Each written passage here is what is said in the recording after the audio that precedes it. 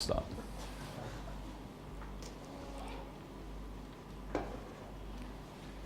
Well, thanks again for coming, folks. This evening I want to give a somewhat more conceptual / philosophical talk on the relationship between human rights and this secular age that we are maybe just allegedly in. Throughout the lecture we'll discuss the extent to which human rights might actually be a new religion or a new expression, maybe to some extent a secularized expression of Christianity. This is not a new idea. This is something that other writers have been talking about, and we'll look at some of those writings as we go along. So the notion that human rights have become a religion is something that social observers have been saying. And so you can look at a few newspapers, secular newspapers and more religious newspapers, which are sort of suggesting that human rights are the new religion. Again, whether it's a secular religion is another question. In fact, the very idea of a secular religion might not make much sense to people, because we tend in this secular age to think of religion as the opposite of secular, and if something is secular, that can't in any way be religious. I want to suggest that historically that's a relatively new way of thinking about the secular as a realm totally devoid of religion. But also I want to make a case that human rights, as we think about them, as we act on them today, are actually very close to religion, that they may actually constitute a modern kind of religion. And what do we mean by religion? Well, there are generally two definitions of religion, and both can be found in a classic study by Wilfred Cantwell Smith called The Meaning and End of Religion. And in it he distinguishes between the substantivist definition of religion and the functionalist definition of religion. And so when we tend to think of religion in its everyday sense, we tend to think about beliefs and practices that have something to do with gods or spirits, worshipping some supreme deity, with other kinds of doctrines such as life after death and things like that. That's what's known as a substantivist approach to religion, that religion is defined by its sort of doctrinal substance, and that it refers to specific ideas, again, such as God and an afterlife. But scholars also talk about a different kind of religion, which they call functionalist religion. And functionalist religion is any sort of body of beliefs or any practice that kind of looks ritualistic, that provides sort of ultimate meaning in someone's life, or that gives ultimate meaning to their conception of social life and the universe. And so a very famous advocate of the functionalist approach to religion was the German-American theologian Paul Tillich. And Tillich defines religion as the state of being grasped by an ultimate concern, a concern which qualifies all other concerns as preliminary, and which itself contains the answer to the question of a meaning of our life. If I was to put that simply, for Tillich and other advocates of what we might call functionalist religion, any body of beliefs or any concern that constitutes someone's ultimate concern, their conception of the very meaning of life or the very meaning of their life, that is a religion. And what he means by that is that there are some people who might not believe in God, who might not believe in an afterlife, but they might believe in a particular set of doctrines or a particular set of ideas that for them function in the same way that traditional religion would function in the life of a traditional religionist. So when you go onto a university campus and you go, on O week, the first week of university, and you see all the booths around. What I've always noticed over the years is that there are two groups that just strike me as incredibly similar. And those groups will tend to be the evangelical Protestant Christians and the Marxists. They both have an incredible zeal for what they believe, and they both have an incredible zeal for going out and making converts. And they're both quite happy to be fools for what they believe. One group is quite happy to be a fool for Jesus. The other group is more than happy to be seen as fools for Karl Marx. The two groups might have, at the substantial level, totally opposed ideas. One group believes in God, one group says there is no God. So at the substantial level, their views differ. But in the sense in which their beliefs provide meaning in their lives and give them a reason to get up in the morning, in fact, the two groups are remarkably similar. And so what the consequence of this idea is that you can be someone who doesn't believe in God, who doesn't believe in an afterlife, but can still be deeply religious. And in fact, thinkers throughout the 20th century have very often drawn correlations or similarities between, say, political ideologies and traditional religions, saying that really these political ideologies are kind of secular religions. They function in the lives of their adherents in the same way that maybe Christianity once functioned. And some ideologies are actually remarkably similar to, say, traditional Christianity. So take Marxism. Now, Marxism is in some ways the most spectacular candidate for a secular religion. No, it doesn't believe in God. No, it doesn't believe in sort of human sin. But let's think about Marxism carefully. So for Marxism, you can imagine that there is this state of affairs at one point where things are going quite well historically, and then all of a sudden a great catastrophe happens. Private property is introduced. And the introduction of private property creates over time vast obvious distinctions between those who have a lot of property and those who have very little or no property. And subsequent history after this catastrophe of the introduction of private property is a struggle between those who have property and those who have no property. As the intro to Marx and Engels' Communist Manifesto says, the history of all hitherto society is the history of class struggle. So history is this kind of struggle. But all is not lost. The struggle will not go on indefinitely, because out of this struggle will arise a saviour, the working class. The working class will arise out of this, and more than that, this saviour will cause a sort of day of judgment, a revolution. And in this revolution, the oppressors will be overthrown, the whole social structure will be erased and changed and started anew, and then there'll be an ongoing state of perfect society known as communism. Now, does this sound like anything you might have heard before? I mean, this is just a secularized Christianity which has its fall, human history after the fall, which is vitiated by sin and conflict, and then of course a saviour comes and judges the wicked, saves the pure, and then brings about an eternal state of bliss, heaven.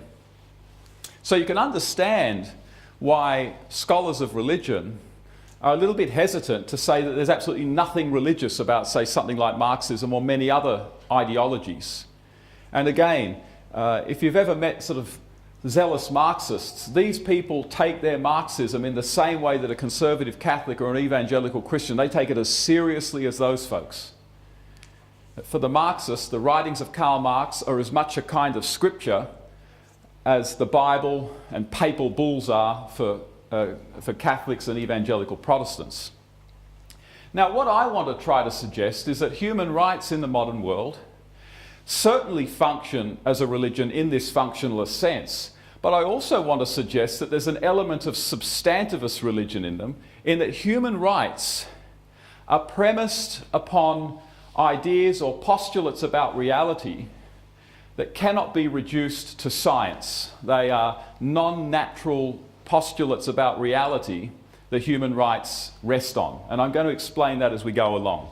So I guess where I'm heading with this is to the answer, are human rights the new religion? The answer is basically yes. The human rights are certainly a new religion, which calls into question the whole idea of whether this is in fact a secular age, a secular meaning an age devoid of religion. I think the answer to that is no, and I'm going to try and show why I think that.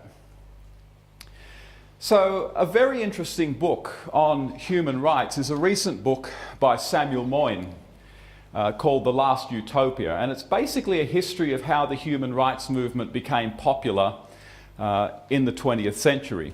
But Moyn says something very interesting about human rights, and here's what he says. He says, historians of human rights approach their subject, in spite of its novelty, the way church historians once approached theirs. They regard the basic cause, much as the church historian treated the Christian religion, as a saving truth, discovered rather than made in history. And what Moyn is saying there is that historians of human rights tend to assume that human rights themselves are things just written in the nature of reality. That these are not things that are created or invented by human beings, but they are things discovered by human beings. Like, the laws of nature. Like a scientist doesn't invent theories about nature, that doesn't invent the laws of nature, that they discover them. And the other thing that Moyn points out is that historians of human rights, and certainly advocates of human rights, see human rights with the same kind of sacredness that Christians have traditionally seen the church and its teachings.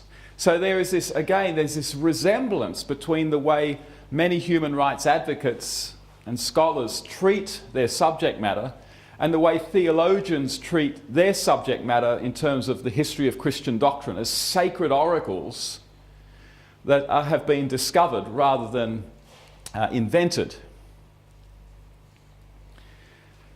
Let's think a little bit more about human rights. There's an excellent quote from a very important 20th century political philosopher, Leo Strauss.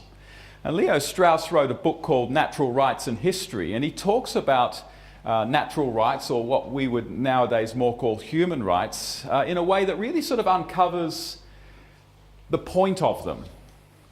And Strauss writes in this book, he says, the need for natural right is as evident today as it has been for centuries and even millennia. Many people today hold the view that the standard in question is in the best case nothing but the ideal adopted by our society or civilization and embodied in its way of life or its institutions. So, ultimate moral standards are really just a case of social convention, and that's it. But, Strauss says, according to the same view, all societies have their ideals, cannibal societies no less than civilized ones. If principles are sufficiently justified by the fact that they are accepted by a society, the principles of cannibalism are as defensible or sound as those of civilized life.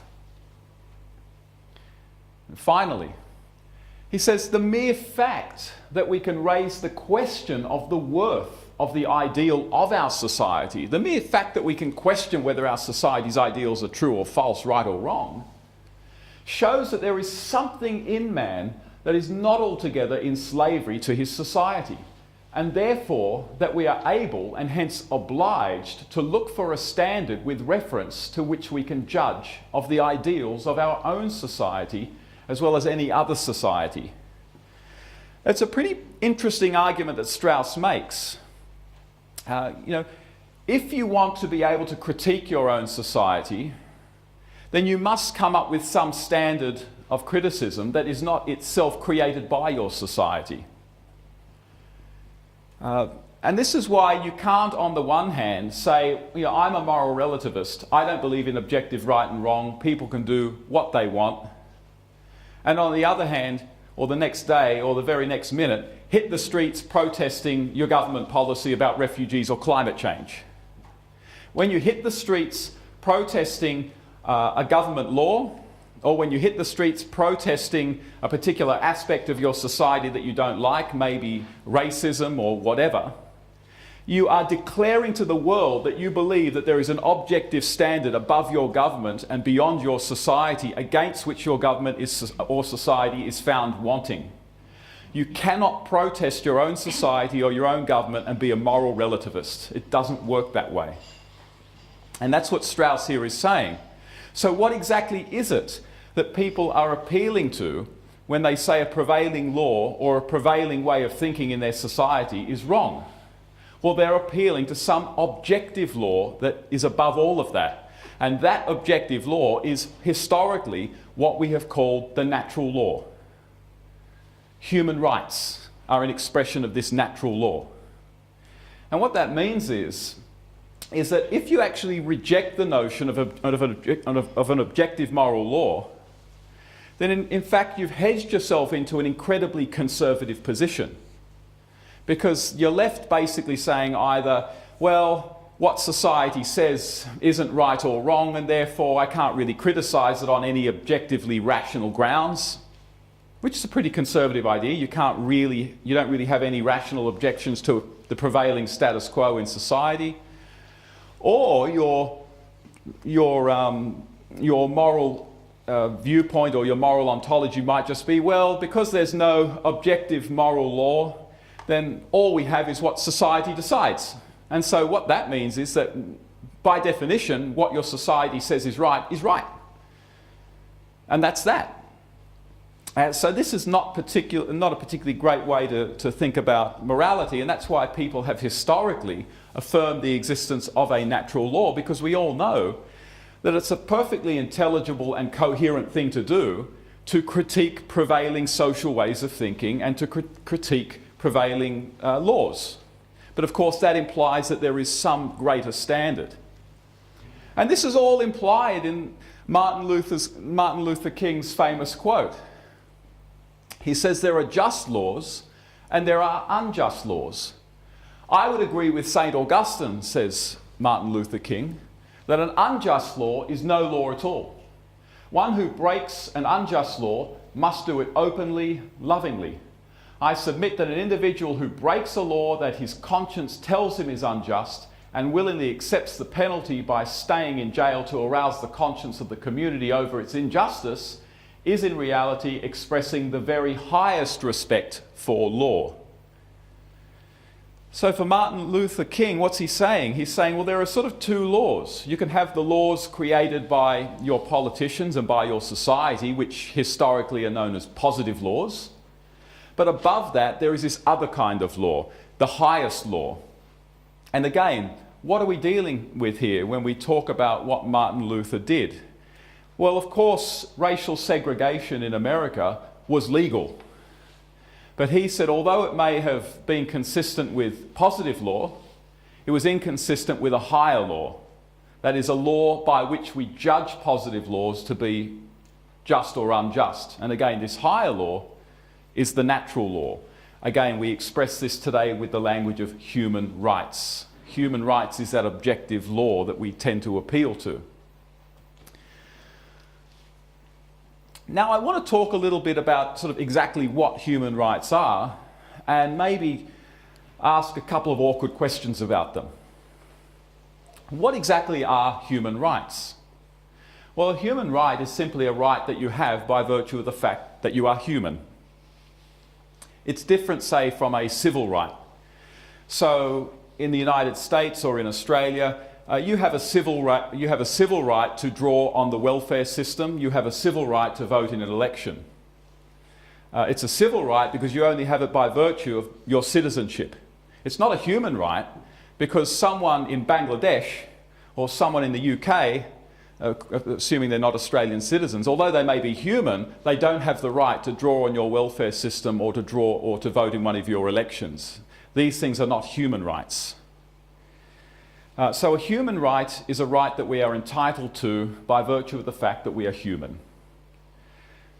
Classically, a human right might be something like the right to life, the right not to be tortured, the right to freedom of movement within certain bounds. These are human rights simply because people enjoy them, or at least they have their entitlements that people have by virtue of the fact that they are human. But a slightly more awkward question is, do human rights actually exist? I mean, I've been talking to you guys as though these things exist. And it's very rare that you get people in a liberal democratic country saying that they don't believe in human rights. That's a great way to lose a political argument, that I don't believe in human rights. But from a philosophical point of view, it's a perfectly reasonable question to ask, do human rights actually exist? For example, one of the world's most important philosophers, Alistair McIntyre, famously said, there are no such things as human rights, and belief in them is one with belief in witches and unicorns. So not everyone believes in human rights. For Alistair McIntyre, they're things sort of made up. They don't actually exist, and if we have any rights, they're probably rights generated by a community in which we live. But the notion that there is a right that we have by virtue of being human, Alistair McIntyre isn't all that comfortable with that. But there are other reasons to question whether human rights actually exist. So, for example, what do we mean by exist? This is an interesting question, and this is where it gets a little bit philosophical. You see, when I say this cup exists, what I mean is something like there is an objective reality in which there is space, and some of this space is taken up by an object of a particular shape, a particular size, a particular feel, which has a particular function, to which we have assigned the word cup. And I can prove to you that this exists because you, like me, are being appeared to in a very cuppish way. That is, it's empirically verifiable. We know that cups exist because we can poke them with a stick. That's what it means for a cup to exist. What does it mean for a human right to exist?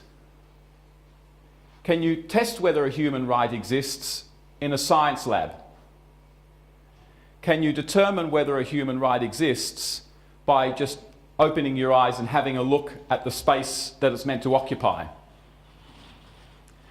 Can you poke a human right with a stick in the same way that you can poke pretty much anything else around here with a stick? Well, of course, the answer to that is no.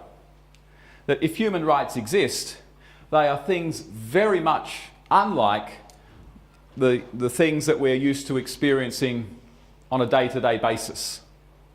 And so this has led many philosophers to say that things like human rights, indeed, all sort of moral statements, all moral facts, actually probably don't exist. Their existence is so strange that there's no strong reason to believe them or not. So a very famous philosopher who was an Australian and then went and had a career at Oxford, J.L. Mackie, in a book, Ethics, Inventing Right and Wrong, he very famously said if there were objective values, then they would be entities or qualities or relations of a very strange sort, utterly different from anything else in the universe. Now, Mackie basically then went on to say, well, because these values and what we might say these human rights aren't material and empirically verifiable in nature, therefore they're really just made up. They don't really exist. Well, the problem with that is that philosophers, again, are not entirely unanimous on the idea that something can't exist if it can't be empirically verified or if it can't be poked with a stick.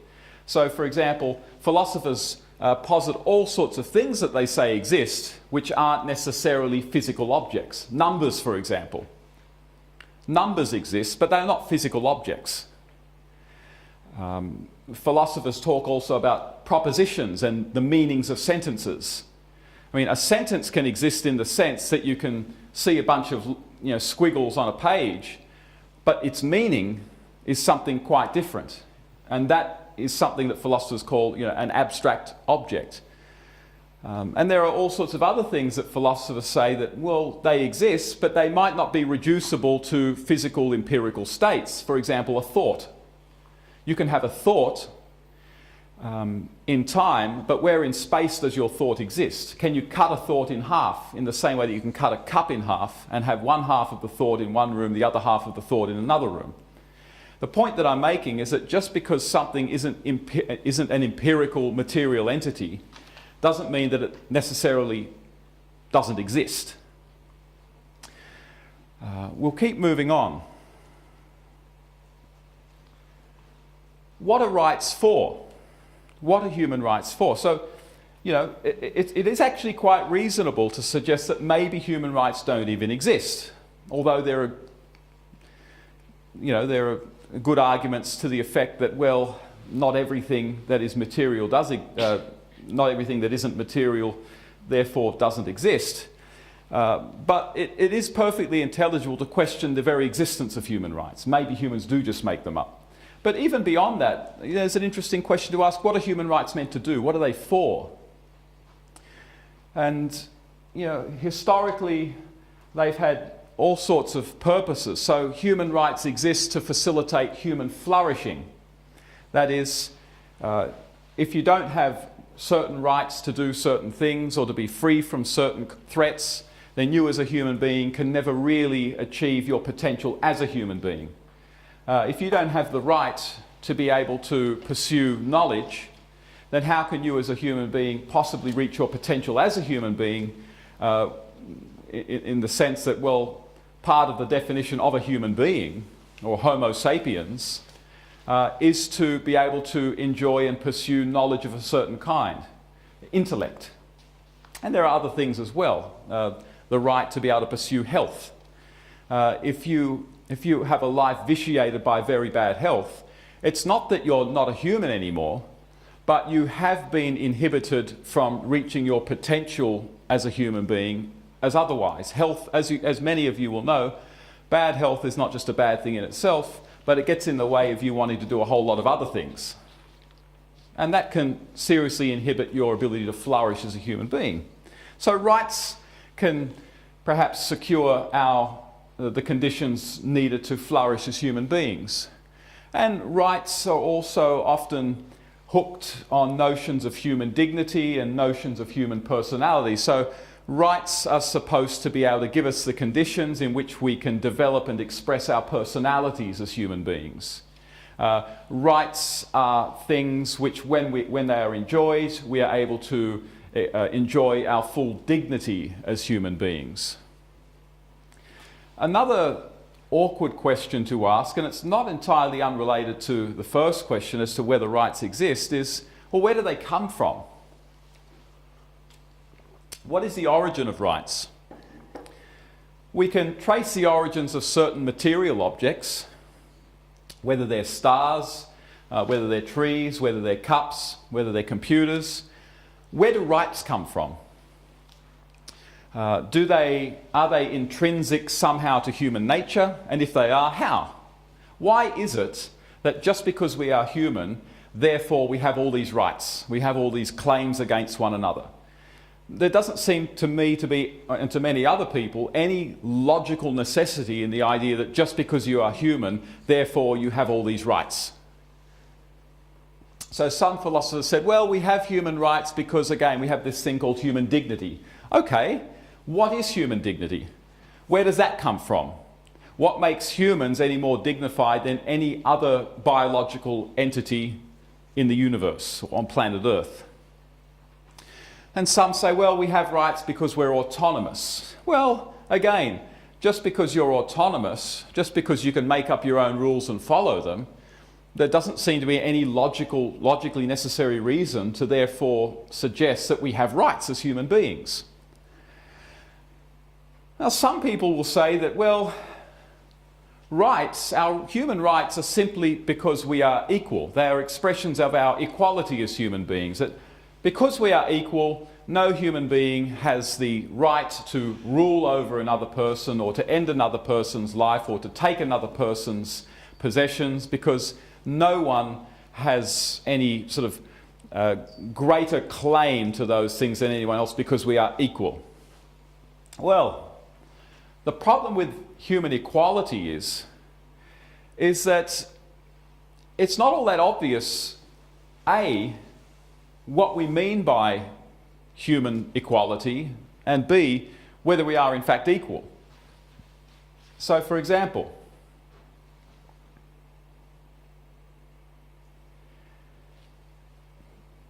for John Locke, we are equal, but why are we equal? Well, for John Locke, we're equal because we're all the workmanship of one God. John Locke says, for men, being the workmanship of one omnipotent and infinitely wise maker, they are his property, whose workmanship they are, made to last during his, not another's pleasure. There cannot be supposed any such subordination among us that may authorize us to destroy another as if we were made for one another's uses. So for John Locke, we're equal in the sense that because we're all created by God and we didn't no human being created the other person, we're all God's property, we're all equally God's property, and no one has the right, therefore, to destroy another person, because that would be to destroy God's property. And therefore, we ought to treat one another equally. We'll come back to this. We'll come back to the notion of equality shortly, because it's important. Human rights and natural law and natural rights have a long history. So they go back to the ancient period, where the ancient Stoics and Aristotle himself believed in a kind of natural order that human beings ought to live in accordance with. But the natural rights and the natural law and the human rights way of thinking was most developed by the medieval Catholic Christians, particularly someone like Thomas Aquinas. And so although the notion of a natural law, an overarching objective right and wrong, if you like, was something that certainly most of the ancient Greeks believed, it's really the Roman Catholic theologians who start to develop it in a really sophisticated way, and again, in particular, Thomas Aquinas. And interestingly, it's out of the Roman Catholic and the subsequent Protestant ways of thinking about politics, which we might just call very broadly the Christian tradition of thinking about politics, that modern political ideals arise. I mean, if modern political ideals start to arise in the 16th and 17th centuries, ideals such as government by consent, democracy and things like that, limits on what kings and queens and governments can do, then we have to recognize that these ideals are not arising out of a secular milieu.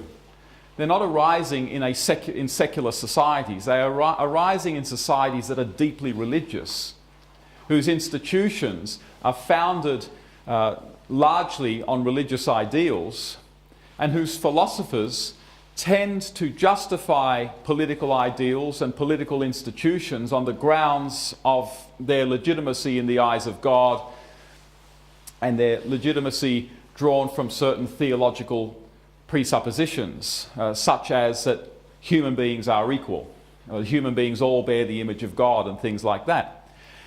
And so very famously, a 20th century legal philosopher, Carl Schmitt, said that all significant concepts in the modern theory of the state are secularized theological concepts. And so let's get back to this notion of equality. And we've seen what John Locke had to say about equality, that equality is something that really depends on our relationship with God as our creator. Well, one of the world's foremost legal political philosophers and authorities on Locke's political philosophy is Jeremy Waldron.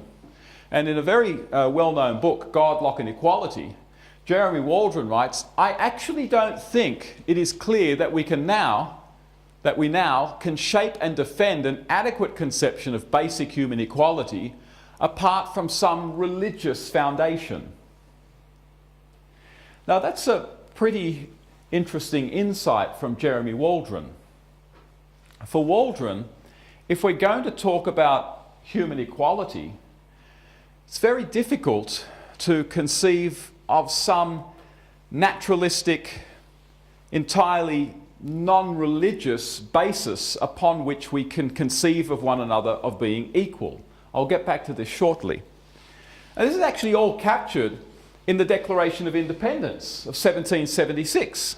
Now, these are very, very famous words, but we can understand them in a new way now.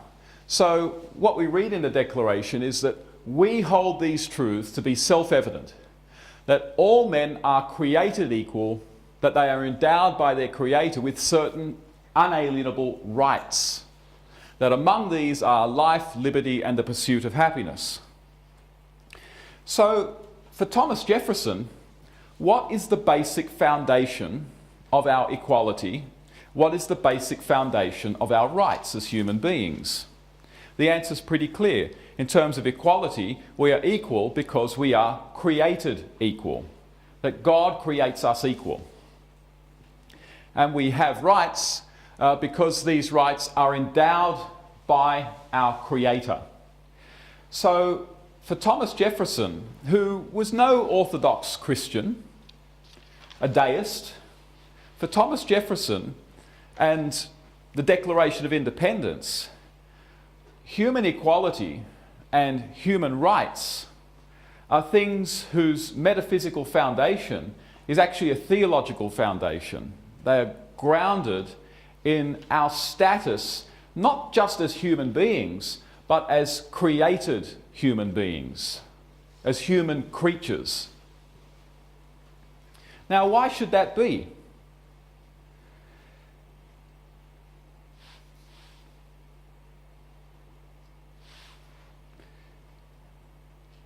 Well, a good reason to think why it should be is given to us by quite a famous 20th century political philosopher, Joseph Schumpeter.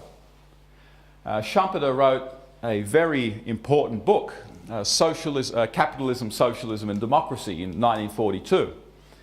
And in this book, Schumpeter is trying to figure out, well, he's trying to figure out lots of things, but one of the things he's trying to figure out is sort of why democracy has such a hold on people in democratic countries. Why does it have such almost a religious aura about it? Because Schumpeter points out that, democracy seems to be founded on this notion of equality. But he points out that as a factual statement about human nature, equality cannot be true in any conceivable sense. That is, if we're going to call one another equals, it can't be based on any physical characteristic about us. Schumpeter goes on in the book to say if anything's actually obvious in terms of what the senses tell us about one another, is that we are unequal. You know, some people are stronger than others. Some people are smarter than others. Some people are more creative than others. From the empirical point of view, from the point of view of what we can sense in one another, equality makes absolutely no sense whatsoever. It's not a scientific, empirical concept. It's not a physical property that we as human beings have. I mean, think about it. You could have 100 people in a room, and those 100 people as individuals could be quite different from one another, and yet we would still very strongly believe that they are equal. But of course, what that reveals about us is that our notion that we are equal has nothing to do with anything that we are experiencing with our senses. It is not a physical property that we are apprehending in the same way that we are apprehending this cup. So what's going on? Well, Schumpeter makes it pretty clear. He says we can only fall back upon the divine sanction supplied by Christian belief. And he says that elsewhere in his book as well. That if we're going to believe in this notion of human quality, which is meant to ground democracy, then you can't base it on science. And you can't base it on anything physical or empirical that we can apprehend about one another. It's going to be based on religion. It's going to be based on some kind of supernatural postulate.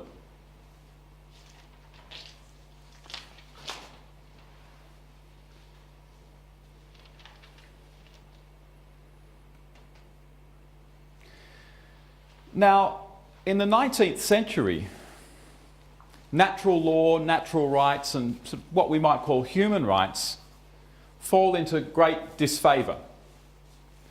And they fall into disfavour because of all sorts of new schools of thought which are emerging. So one very important one is utilitarianism. Utilitarianism, maybe you could argue the first great utilitarian was Jeremy Bentham, whose life spanned the 18th and 19th centuries. But prior to Bentham, you had David Hume, and you could even probably trace it back to Thomas Hobbes, and maybe even earlier to people like Francis Bacon. It's a very English way of thinking, the notion that the right thing to do, the right law to pass, the right policy to pursue is that which will bring the greatest happiness of the greatest number. And it sounds great. But the problem with that is that it means that there are certain things that perhaps you can do to people which, might contravene human rights, but which still benefit the greatest number of people. Let me put that another way.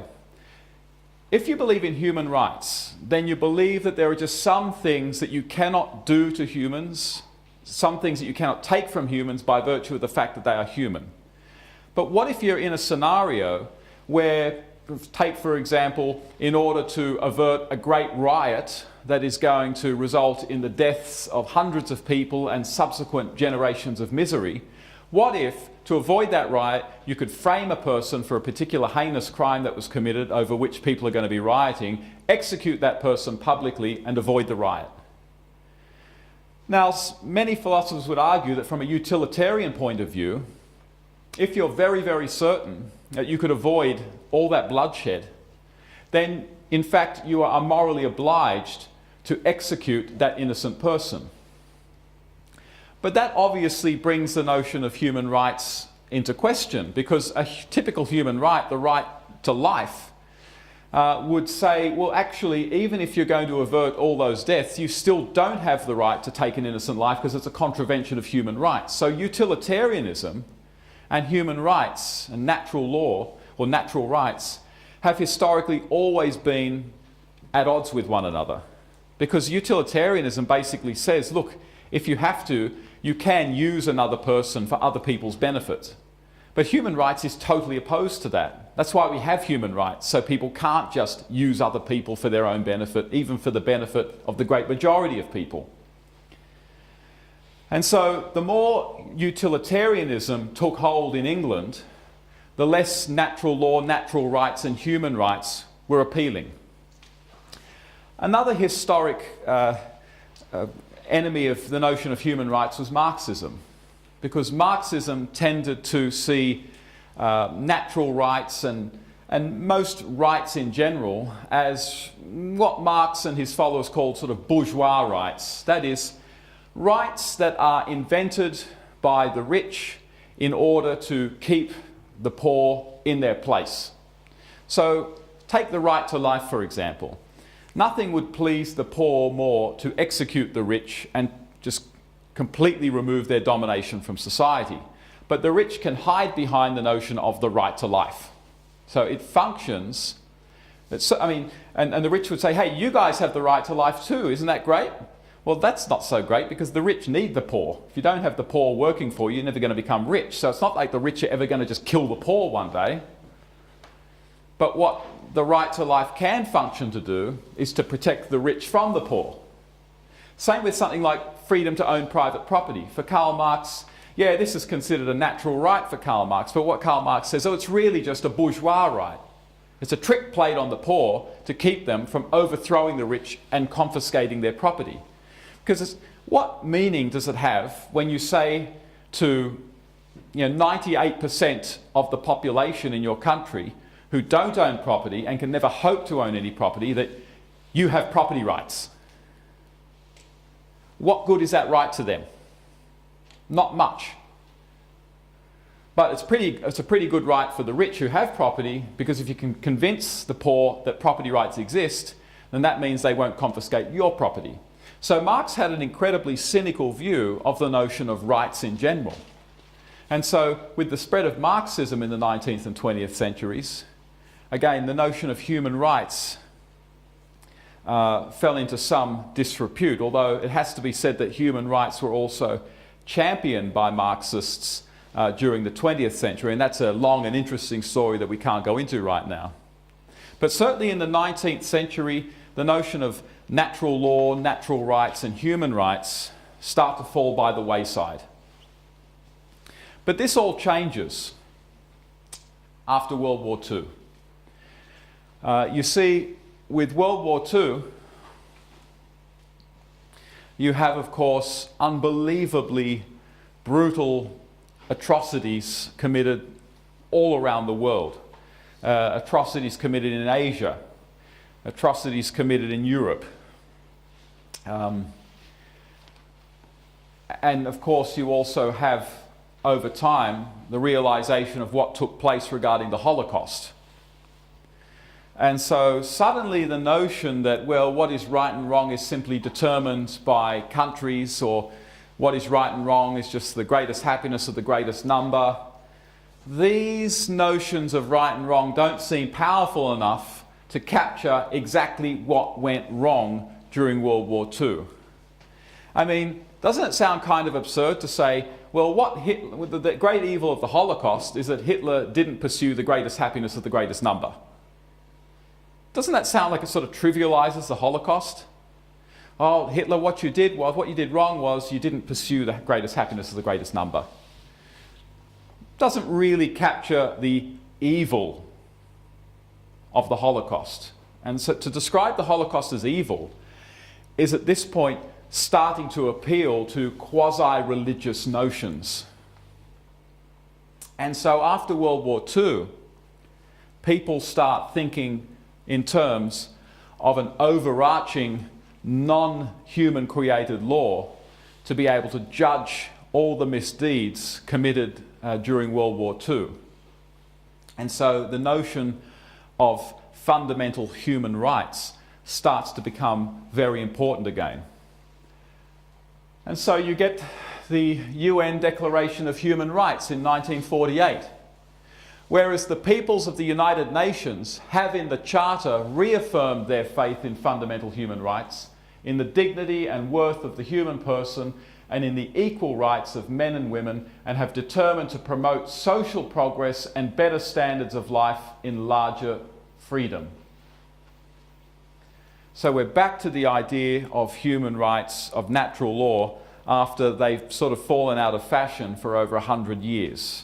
And we're back to this idea because in order to judge the misdeeds of World War II, and certainly judge the misdeeds of the Nazis, who were quite legally exterminating millions of people, Europeans knew that they had to appeal to laws greater than national laws. And they had to appeal to something more than just the greatest happiness of the greatest number. And the only thing that really made sense of all of this was the notion that there is a pre-existing, independently existing normative or moral order that Europeans had grossly violated. But there's more to the story than this, because the Declaration of Human Rights was itself very much the product of the Christian tradition and Christian theology. And again, this is something pointed out by Samuel Moyn in his book, The Last Utopia. So for Samuel Moyn, he goes into the history of how the Universal Declaration of Human Rights was thought up and drafted. And what he points out is that the minds behind it tended to be theologians and philosophical theologians of various philosophical theological schools, such as idealism, Roman Catholic philosophical tradition. So a very, very famous Catholic philosopher of the time was Jacques Maritain, and also a very well-known philosopher at the time who's by and large sort of been forgotten nowadays, Charles Malik. And Malik wrote about the 1948 Universal Declaration of Human Rights. He wrote there is nothing that has been proclaimed about human rights in our age. Nothing, for instance, in the Universal Declaration of Human Rights, which cannot be traced to the great Christian religious matrix. Even those in our own day who carry on a non-religious or even an anti-religious basis, the burden of human rights, with such evident passion and sincerity, they owe their impulse, knowingly or unknowingly, to the original inspiration of this tradition.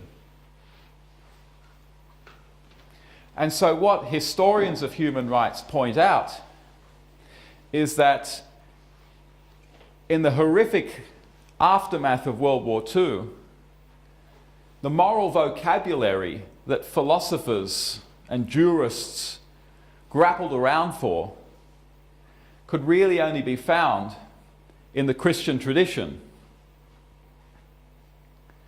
It couldn't be found in the prevailing secular philosophies of the day, because the prevailing secular philosophies of the day just had no real basis upon which to say that the atrocities in World War II were atrocities, were evil.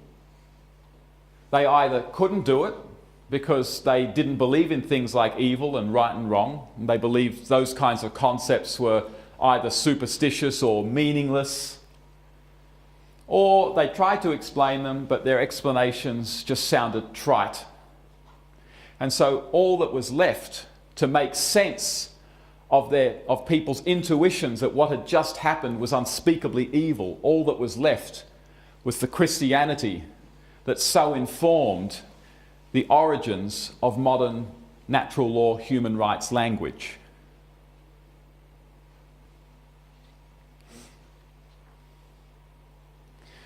I want to get back to this idea of human rights as a religion. The conservative political philosopher Roger Scruton had this to say.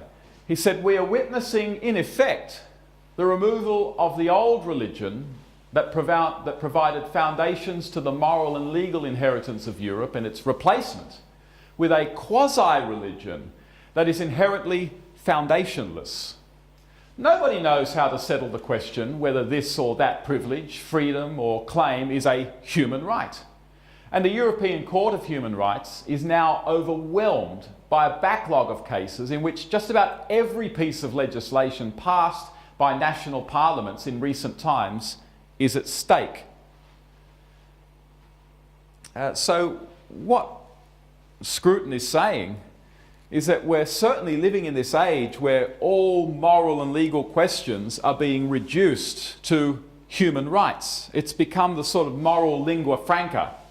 It's the moral vocabulary in which we think. It's the same sort of thing in public debate. In public debates, take same-sex marriage, for example, the debate that we've just gone through in Australia.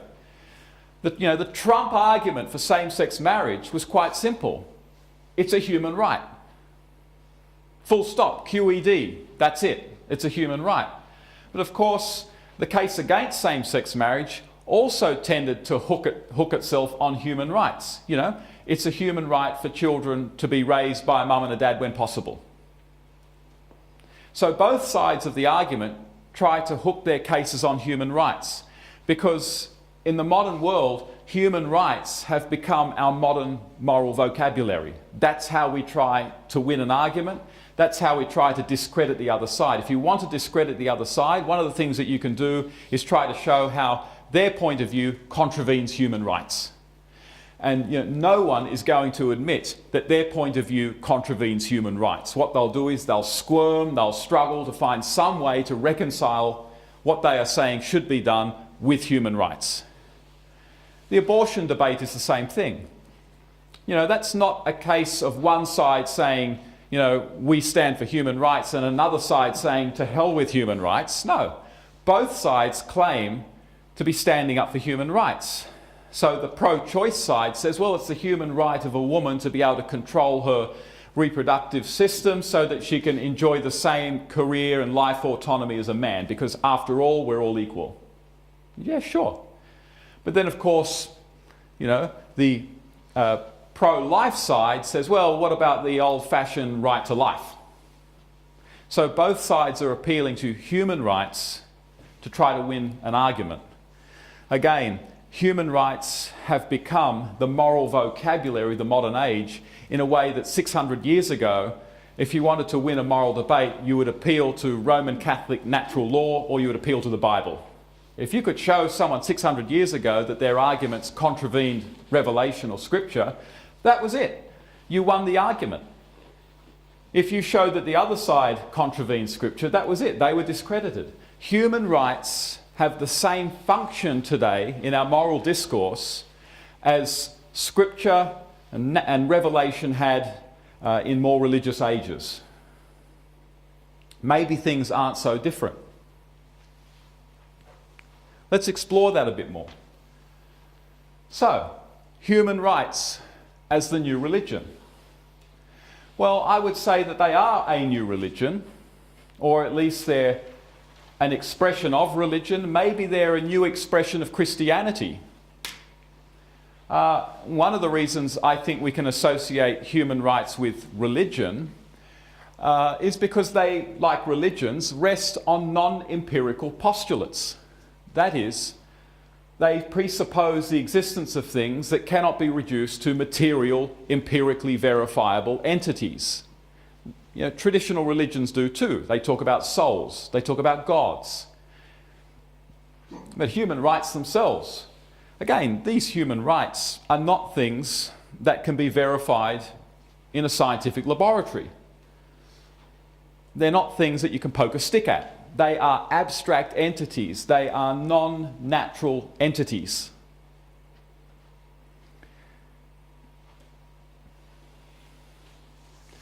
That also goes the same for notions of human equality. You know, human rights arguably rest on this idea of human equality. But again, what does it mean to say that human beings are equal? That is not an empirically verifiable assertion. In fact, everything empirical about us, everything that our sense tells us about us, says that we are not equal.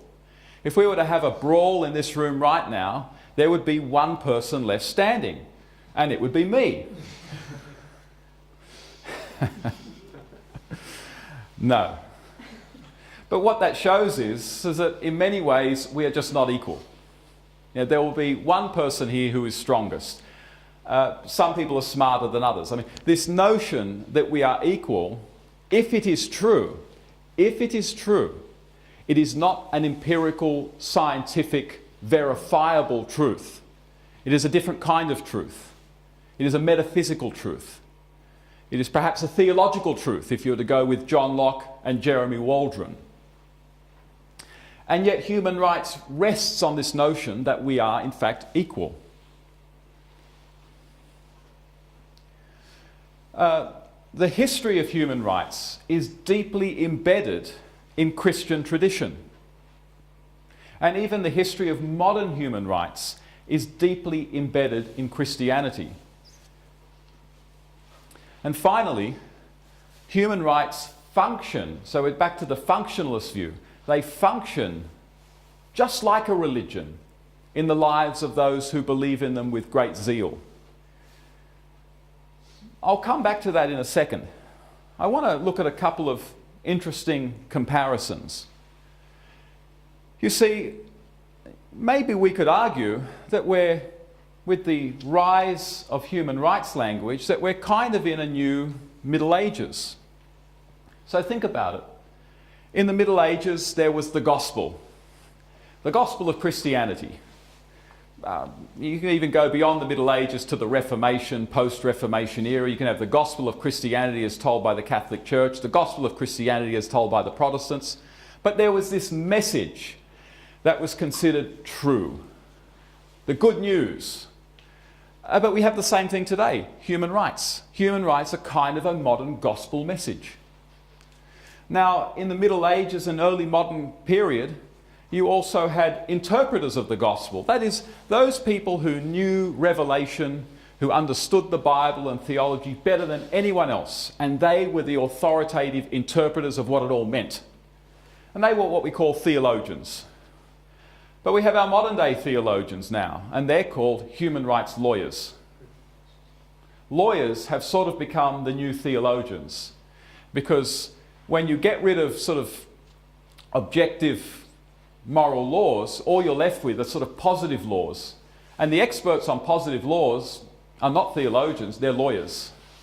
And so we are in the age of the human rights lawyer. And hey, you know, every second law student wants to be a human rights lawyer.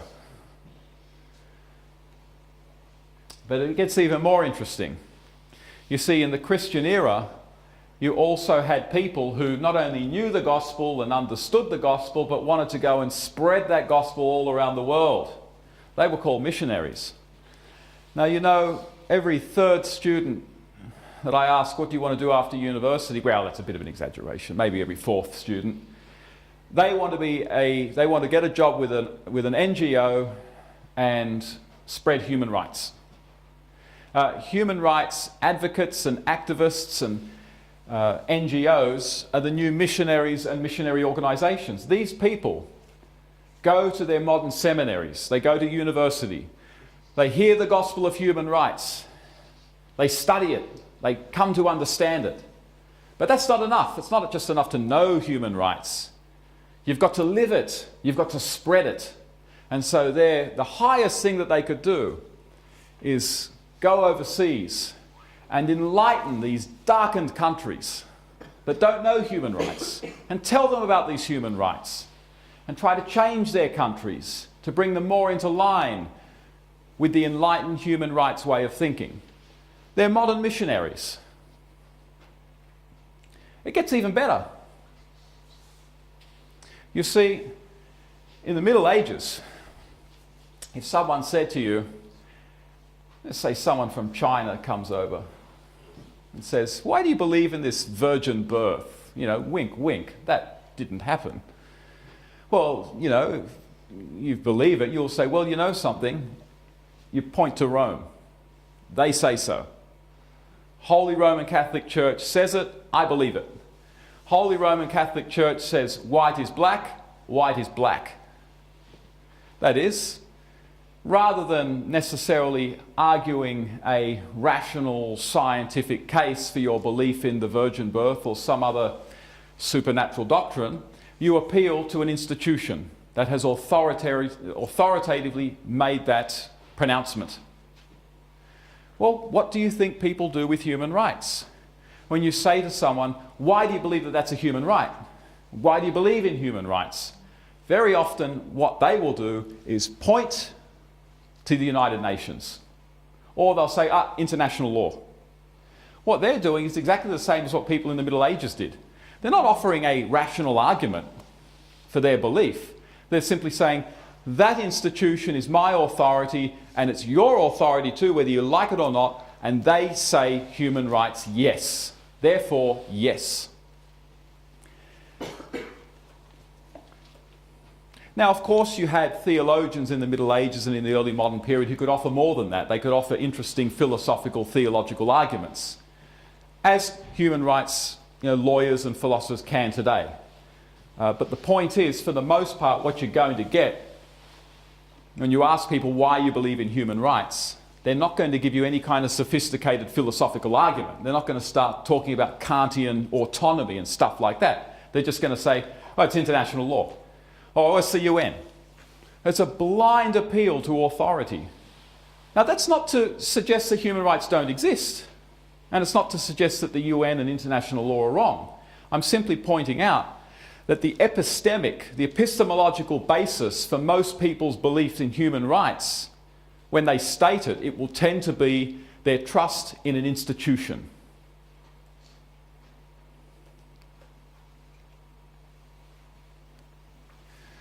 So this brings me to the final question. And it brings us back to that theme that we've been pursuing about this secular age that we are in. And the question is then, given, if anything that I've said about human rights is plausible and compelling, it seems to me that it raises the question, are we as secular as we think? Here's the thing. You have a lot of people who say that, well, society's become very secular, that religion no longer has a very important place in sort of modern, liberal, democratic, industrialized societies. There are a couple of problems I have with that. And number one is, religion is something that has characterized human behavior for as long as we can look back with the historical anthropological tools that we have. That human beings are incurably, if you like, religious. Homo religionis. And so to suggest that, over the last 70 years, we have somehow lost that religious element to us, is to suggest that we've lost something that we've had for so long. And that would constitute a massive shift in human social organisation, maybe even a massive shift in human nature itself.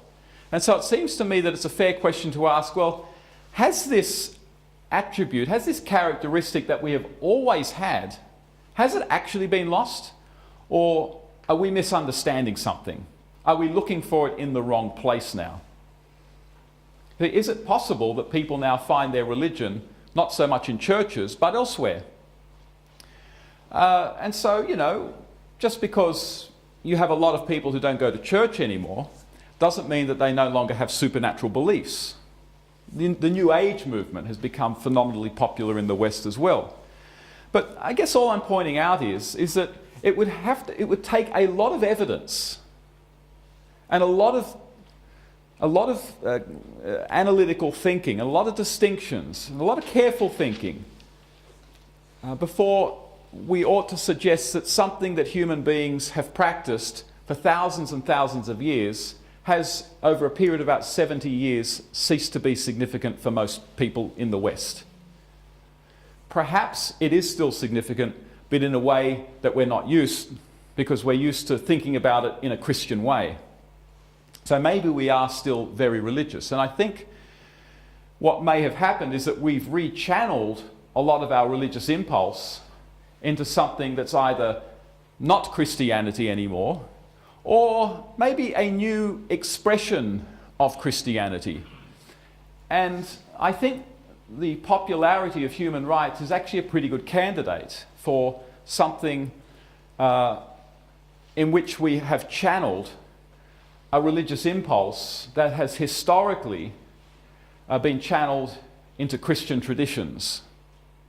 And that would be human rights. And because there are great analogies between human rights, the way people think and talk about human rights and act on human rights, and historic Christianity. So, for example, human rights is universalistic. Now, not all religions are universalistic. So, for example, Buddhists don't think that everyone else should become a Buddhist. Hindus don't think that everyone else should become a Hindu. In fact, these religions have little to nothing to say about whether their religions are true for all people. That's not a question that they're interested in. Jews, for example, generally speaking, are not remotely interested in whether non-Jews want to become Jews. It's not a conversionist, it's not an evangelistic religion. The notion of universality and the impulse to sort of convert the world is very much a Christian idea, which was then borrowed by Muslims, borrowed by Islam. And so the fact that human rights are conceived as universalistic, and not just true for countries that practice them, but true for other countries that don't practice them, whether they like it or not, that is something that resonates quite a lot with Christianity.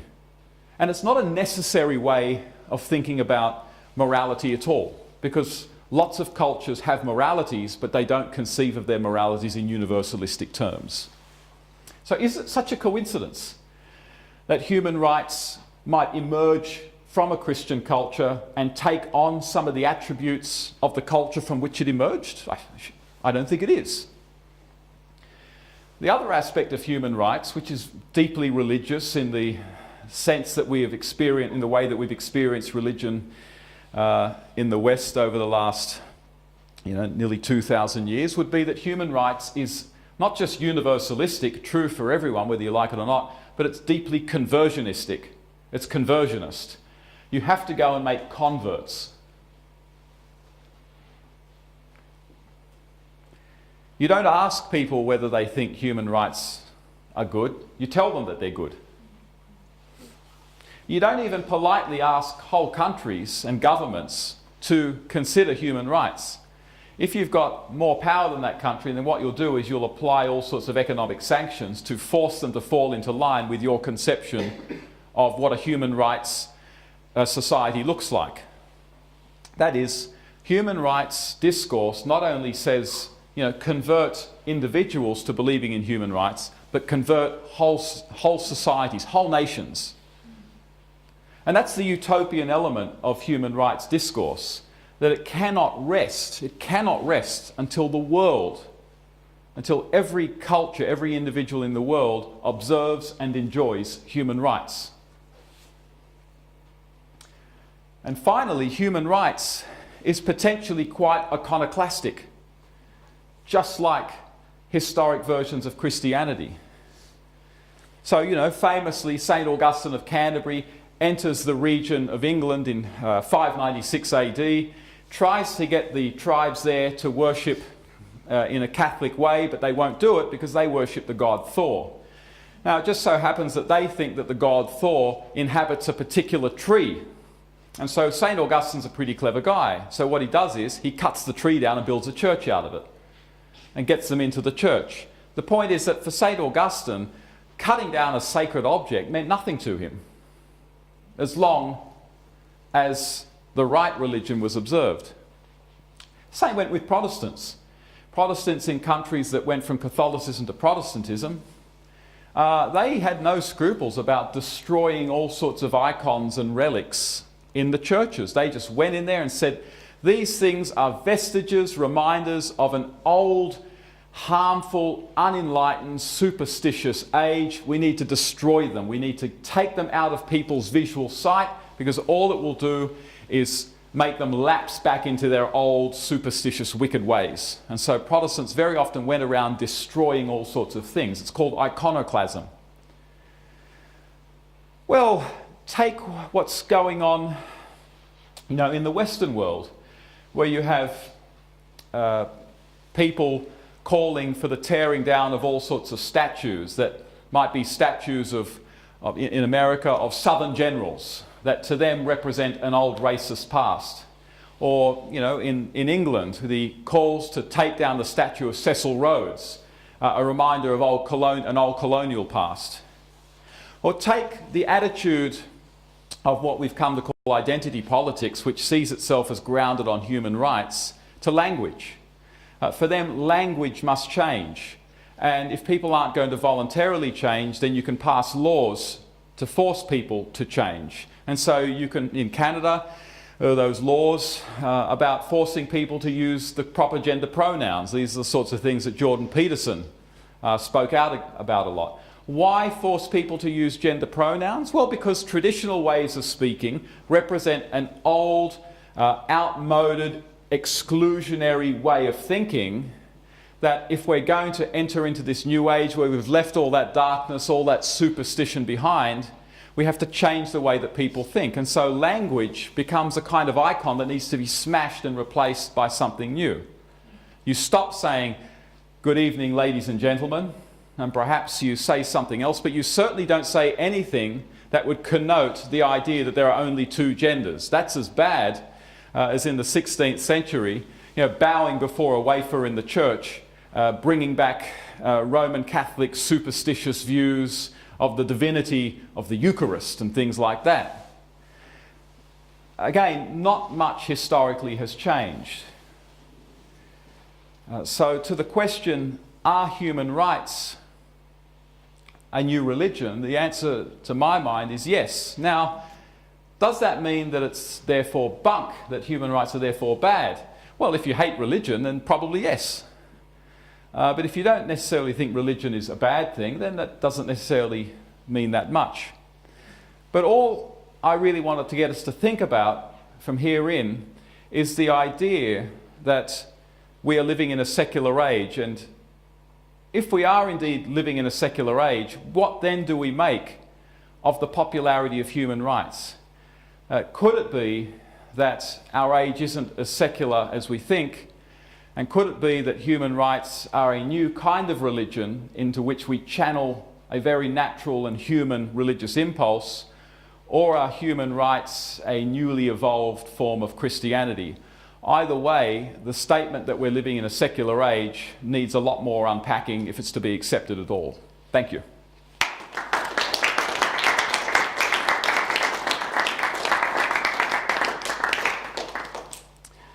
Are there any questions?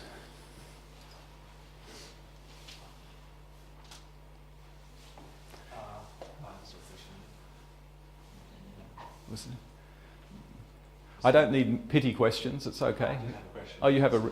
Yeah. Did you distinguish between natural law and human rights? Did you just see that as a subset of natural law theory? Or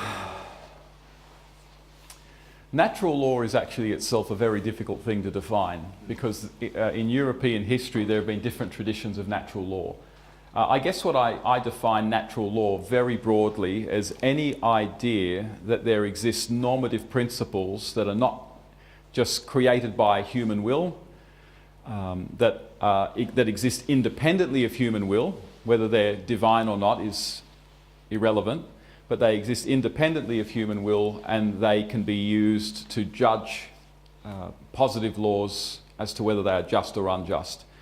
And I use it that broadly because historically in Europe, natural law has been approached in all sorts of ways, some very sophisticated, others very crude. So one tradition of natural law which persisted right up to the 16th century was simply the idea that you look at how nature works and you follow it.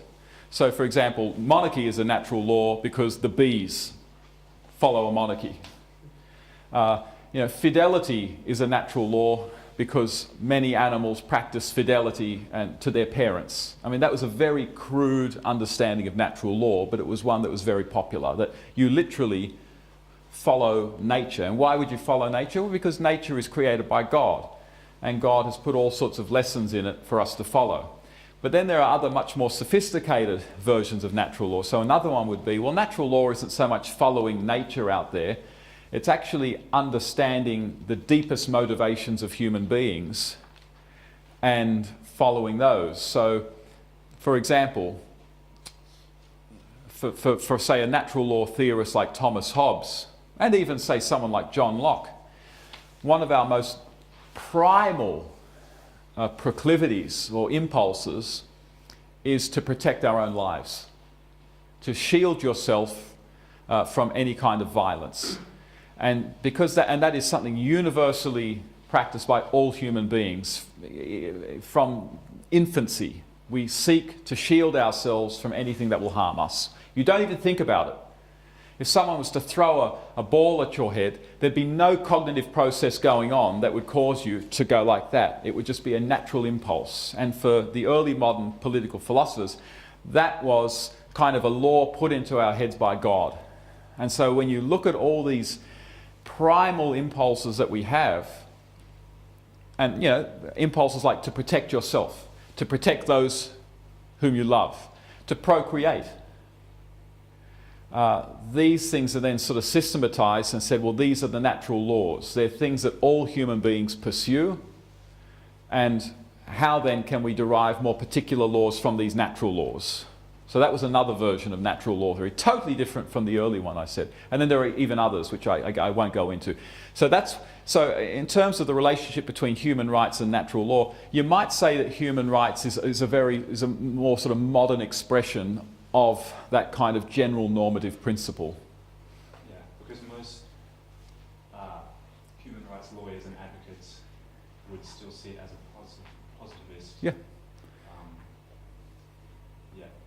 Still positive. Oh, they would, and that just shows how totally unreflective and incoherent they are. Because that suggests that we wouldn't have the right to life until the United Nations has declared so, or until we've signed a treaty. Exactly. Which is well, the notion that human rights are just positive law, well, that means that, okay, so let's say the United Nations got stacked with member states from countries that had little interest in human rights, and the human rights became changed, and say the right for women to be able to work, the right for women to be able to leave the house was abrogated, no natural law, no human rights advocate that you know would then suddenly say, oh yeah, well then obviously that means that human right is abrogated now. Even though, I mean, and that's why I say they're being totally unreflective. Because in actual fact, they would say, well, no, the United Nations has got it wrong. Something went wrong. And of course, then what they're saying is, well, of course, you know, there's an absolute standard that the United Nations has fallen out of step with.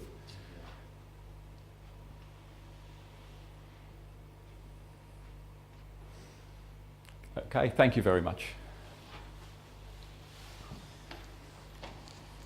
I've been looking at this book the whole time. I'm a good friend of Paul Oslington. Oh, yeah. Yeah, he's a great guy.